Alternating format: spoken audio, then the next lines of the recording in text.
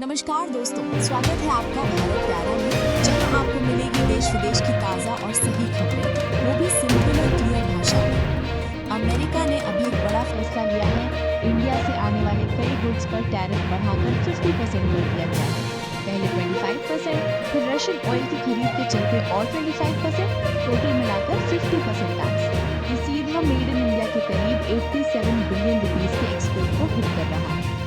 America ने Indian exports पर 50% का टैरिफ लगा दिया है, 25% बेस ड्यूटी और 25% एक्स्ट्रा पेनल्टी, मेनली इसलिए क्योंकि इंडिया रशियन ऑयल खरीदता रहा है।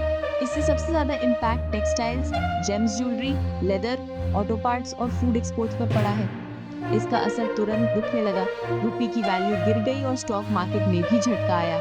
एक्सपोर्ट्स का कहना है कि अगले 2 साल में जीडीपी ग्रोथ लगभग 0.8% गिर सकती है। इस टेंशन के बीच यूएस के ट्रेजरी सेक्रेटरी स्कॉट बेसेंट ने एक इंटरव्यू में बोला कि एक कॉम्प्लिकेटेड रिश्ता है, लेकिन आखिर में हम साथ खाएंगे।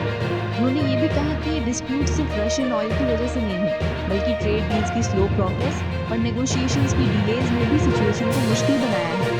बेसेंट ने एम्फसाइज किया कि इंडिया और अमेरिका दोनों दुनिया की बड़ी डेमोक्रेसीज हैं और दोनों की इकोनॉमी काफी स्ट्रांग है, इसलिए उनका मानना है कि दोनों देश इवेंचुअली एक कॉमन ग्राउंड ढूंढ लेंगे। उन्होंने ट्रम्प और पीएम मोदी के पर्सनल रिलेशंस को भी बहुत अच्छे बताया, जो कि इन ट्रेड टेंशंस के बीच एक पॉजिटिव फैक्टर है। साथ ही बेसेंट ने इंडिया को थोड़ा रिकैल्सिट्रेट भी कहा, पर ये भी बोला कि अक्टूबर तक डील पॉसिबल हो सकती है। डिप्लोमेटिक फ्रंट पर भी एक्टिविटी बढ़ रही है। यूएस एडमिनिस्ट्रेशन ने सर्जियो गौर को next US ambassador to India और special envoy for South Asia बनाने नॉमिनेट किया है। ये नॉमिनेशन 50% टैरिफ के अनाउंसमेंट के बीच आया है, जो दिखाता है कि अमेरिका बातचीत के थ्रू रिलेशन संभालना चाहता है। ये टैरिफ्स इंडियन एक्सपोर्ट्स के लिए बहुत बड़ा चैलेंज बन गए हैं। कुछ रिपोर्ट्स कह रही हैं कि 70% तक एक्सपोर्ट इम्पैक्ट हो सकता है। जो मई जून में ट्रेड डील की उम्मीदें थी, अब अनसर्टेनिटी में है। बेसेंट ने कहा कि इंडिया ने शॉर्ट टर्म डील एक्सपेक्ट की थी, पर डिलेज और रशियन ऑयल की वजह से सब उलझ गया। रिस्पॉन्स में इंडिया मार्केट डाइवर्सिफिकेशन और सब्सिडीज पर फोकस कर रहा है। लैटिन अमेरिका, मिडिल ईस्ट और चाइना तक नए एक्सपोर्ट रूट्स एक्सप्लोर किए जा रहे हैं। ये tensions India US defence deals पर भी सवाल खड़े कर रहे थे, जैसे स्ट्राइकर व्हीकल्स और गोइंग के कॉन्ट्रैक्ट्स, लेकिन गवर्नमेंट ने क्लैरिफाई कर दिया कि डिफेंस प्रोक्योरमेंट पर कोई इम्पैक्ट नहीं है। साथ ही क्वाड, जिसमें इंडिया, यूएस, ऑस्ट्रेलिया और जापान रीजनल सिक्योरिटी के लिए मिलकर काम करते हैं, पर भी इसका शैडो पड़ सकता है। क्लियरली सिचुएशन चैलेंजिंग है।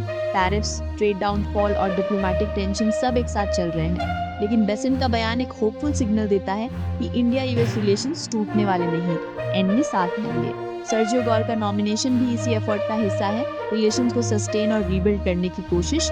इंडिया अपनी तरफ से डाइवर्सिफाई और डोमेस्टिक पावर बिल्ड करने पर लगा है।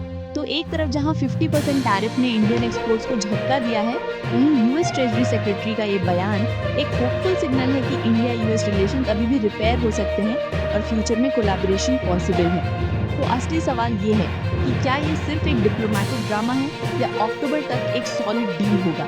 देखते हैं आगे क्या होता है। और अपडेट्स के लिए बने रहिए भारत प्यारा के साथ। अगर आपको ये वीडियो पसंद आया हो तो इसे लाइक करिए, अपने दोस्तों के साथ शेयर करिए और भारत प्यारा को सब्सक्राइब करना ना भूलिए। घंटी का बेल बटन दबाइए ताकि हर ताज़ा खबर सबसे पहले पहुंचे आपके पास। जय हिंद, जय भारत।